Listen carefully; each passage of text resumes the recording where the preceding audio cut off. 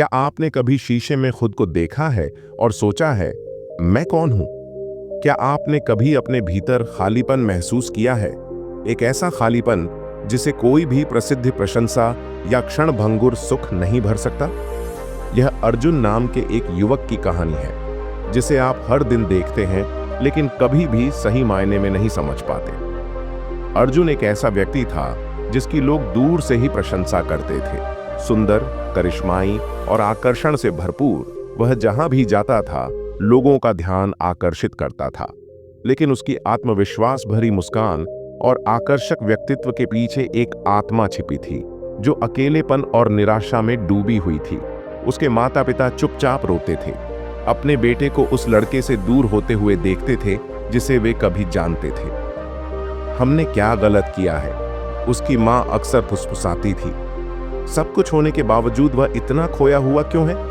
अर्जुन के पिता हालांकि बाहर से मजबूत थे, लेकिन अपने बेटे के साथ टूटते रिश्ते का बोझ महसूस करते थे। लेकिन एक भाग्यशाली दिन ने अर्जुन की जिंदगी हमेशा के लिए बदल दी। एक ऐसा दिन जब उसकी मुलाकात एक ऐसे व्यक्ति से हुई जो उसे उसके खालीपन के पीछे की सच्चाई दिखा सकता था। एक छोटे से हलचल भरे गांव में अर्जुन को दिलों की धड़कन के रूप में जाना जाता था। वह जहां भी जाता, लोग उसकी ओर देखते। महिलाएं उसके अच्छे रूप और आकर्षण की प्रशंसा करती, पुरुष उसके आत्मविश्वास और लोकप्रियता से ईर्ष्या करते। बाहर से तो जिंदगी एकदम सही लगती थी, लेकिन जब उसके घर के दरवाजे बंद हो जाते तो अर्जुन को सिर्फ एक खालीपन का एहसास होता। उसकी रातें बेचैनी से गुजरती।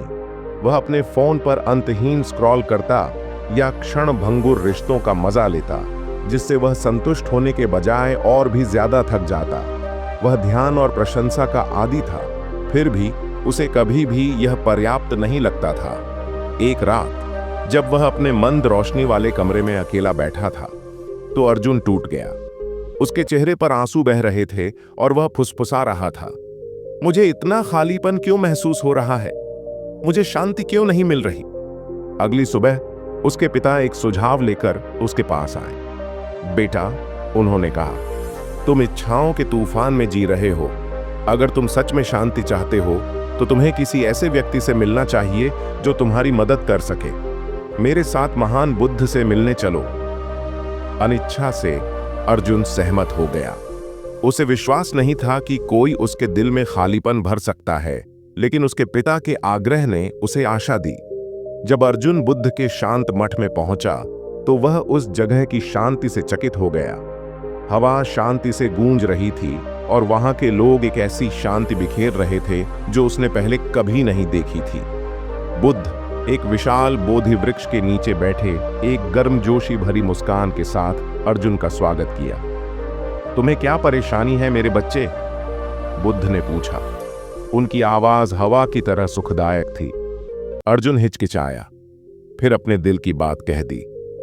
गुरु, मैं बहुत से लोगों की प्रशंसा करता हूं, फिर भी मैं खालीपन महसूस करता हूं। चाहे मुझे कितना भी ध्यान मिले, यह कभी भी पर्याप्त नहीं लगता। मुझे ऐसा क्यों लगता है? बुद्ध ने धैर्यपूर्वक सुना, फिर कहा, तुम छाया का पीछा कर रहे हो अर्जुन। तुम मानते हो कि प्रकाश तुम्हारे बाहर है, लेकिन सच्चाई यह है कि यह तुम्हारे भीतर है। जितना अधिक आप बाहरी इच्छाओं का पीछा करते हैं, उतना ही आप खो जाते हैं।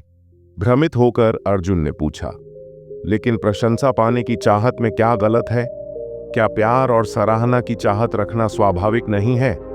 बुद्ध मुस्कुराए, संबंध बनाना स्वाभाविक है, लेकिन प्रशंसा के प्रति आसक्ति प्यास बुझाने के लिए नमकीन पानी पीने जैसा है। जितना अधिक आप पीते हैं, उतनी ही अधिक प्यासे होते हैं। सच्ची संतुष्टि इस बात से नहीं आती कि दूसरे आपके बारे में क्या सोचते हैं, बल्कि आपके भीतर की ताकत से आती है। बुद्ध ने फिर अर्जुन को ब्रह्मचर्य के प्राचीन अभ्यास से परिचित कराया। बुद्ध ने पूछा, क्या तुम जानते हो कि लोग कुछ खास लोगों की ओर क्यों आकर्षित होते हैं? यह सिर्फ उनकी सुंदरता या करिश्मा नहीं है, बल्कि उनके भीतर मौजूद ऊर्जा है। ब्रह्मचर्य का पालन करने वाला व्यक्ति एक ऐसी आंतरिक शक्ति और शांति का संचार करता है जिसका विरोध नहीं किया जा सकता।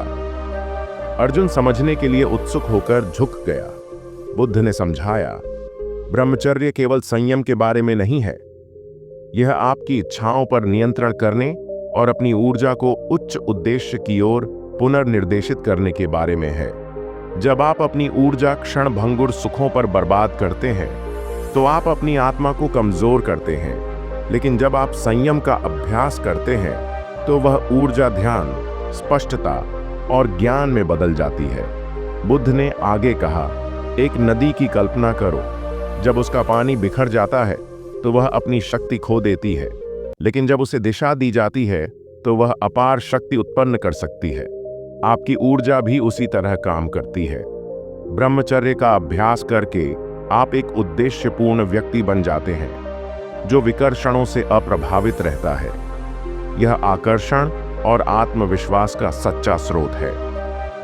अर्जुन को ब्रह्मचर्य की शक्ति को समझने में मदद करने के लिए बुद्ध ने उसे एक चुनौती दी।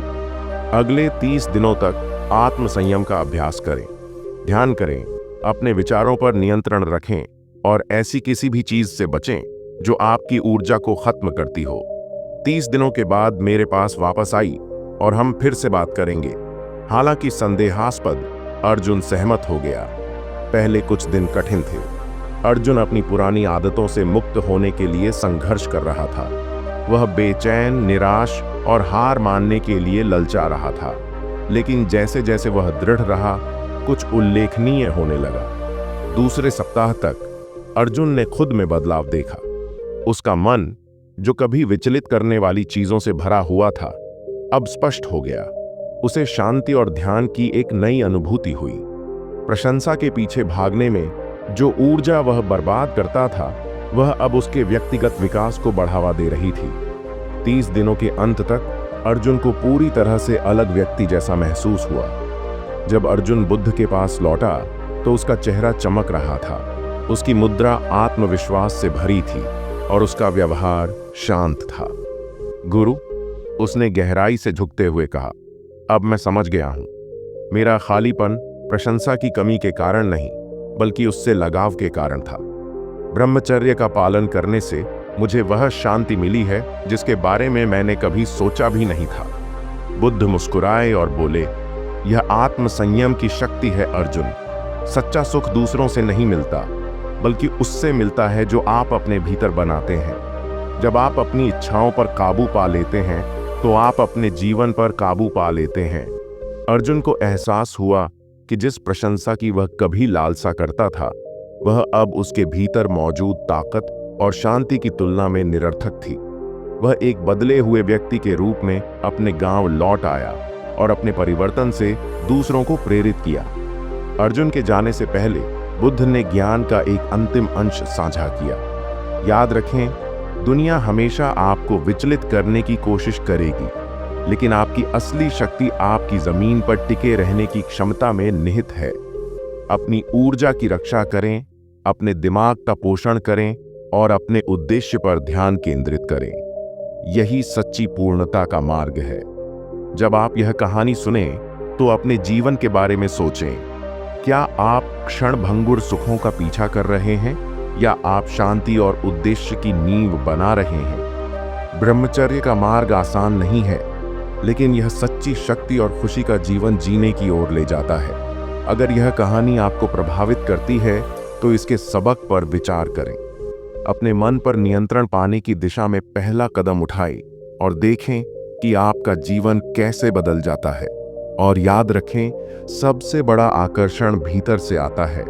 आप जो चाहते हैं उससे नहीं, बल्कि आप जो बनते हैं उससे। ओम नमः बुद्ध। अगर आपको यह कहानी सार्थक लगी तो लाइक करें, शेयर करें और हमारे चैनल को सब्सक्राइब करें। आइए हम सब मिलकर ज्ञान और शांति का प्रकाश